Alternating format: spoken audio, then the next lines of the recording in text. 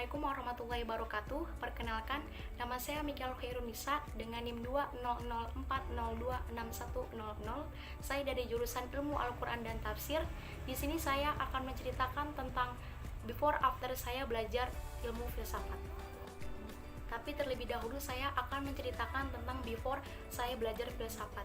Jadi, before saya belajar filsafat, saya itu berpikir jika belajar filsafat ini adalah suatu hal yang sulit dipahami, dan juga saya ragu untuk mempelajarinya lebih dalam dikarenakan basic judge di filsafat itu biasanya melenceng.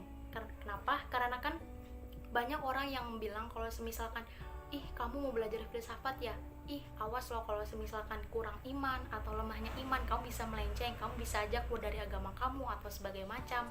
Dan juga saya berpikir kalau misalkan belajar filsafat itu hanya belajar tentang ketauhidan atau keagamaan. Saya juga berpikir jika filsafat ini hanya ada di Nusantara, sedangkan di luar itu tidak ada pelajaran filsafat. Dan juga saya berpikir jika kita ingin belajar filsafat itu kita harus benar-benar kuat imannya, dan juga berpikirnya itu secara rasional dan kritis.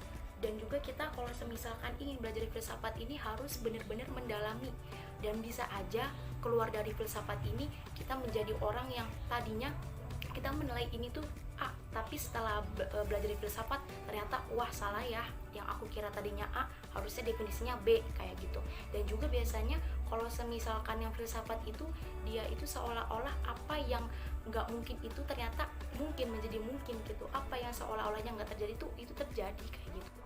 Lanjut dengan yang kedua, yaitu saya akan menceritakan tentang after saya belajar filsafat. Jadi ternyata di filsafat ini dia menceritakan maksudnya filsafat ini ternyata luas ya, kayak gitu. Ternyata bukan hanya filsafat Nusantara aja, ternyata ada filsafat India, filsafat Cina, filsafat Barat, dan lain sebagainya. Dan juga menurut saya belajar filsafat ini ternyata susah juga ya, dikarenakan saya aja kalau semisalkan membaca buku yang lain itu kalau baca sekali aja kayak wah udah paham nih, kayak gitu. Sedangkan kalau filsafat ini kayak harus berkali-kali saya baca biar paham, karena kayak ini kayak suatu yang gak mungkin, ini suatu yang kayak imagine gak sih, kayak gak nyambung, kayak gitu. Nah, dikarenakan saya dengan teman-teman saya ditugaskan untuk mengerjakan tugas filsafat India, jadi saya di sini akan menceritakan sedikit tentang filsafat India.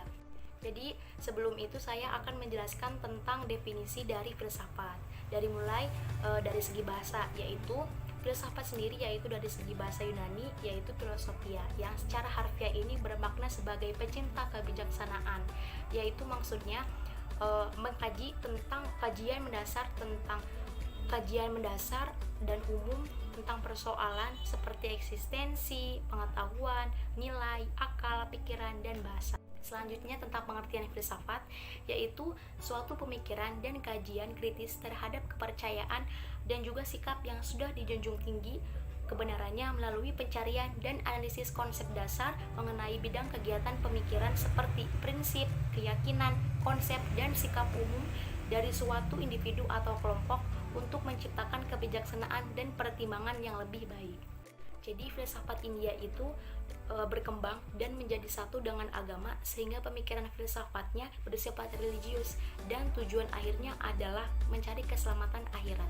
Corak filsafat India yaitu secara umum mengupayakan dengan harmoni manusia dengan alam, kesatuan mikro dan makrokosmos. Maksud mikro di sini yaitu mikrokosmosnya itu yang kecil, dunia yang kecil yaitu seperti manusia, sedangkan makrokosmos ini yaitu alam semesta, dunia yang sangat besar.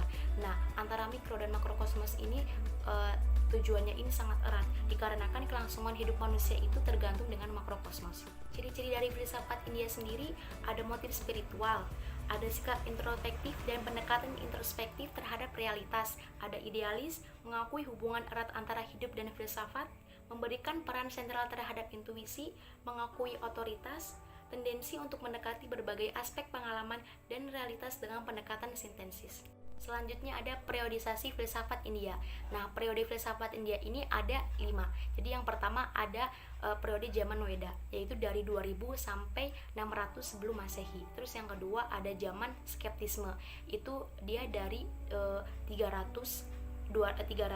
sampai 300 Masehi. Terus yang ketiga ada zaman Puranisme, dia dari 300 Masehi sampai 1200 Masehi. Terus yang keempat ada zaman Muslim, yaitu 1200 Masehi sampai 1757 Masehi. Dan yang terakhir ada zaman modern, yaitu 1757 Masehi sampai belum diketahui.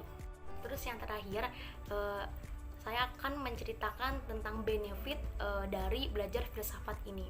Jadi benefit yang pertama yaitu membantu kita memahami bahwa sesuatu itu tidak selalu tampak seperti apa adanya.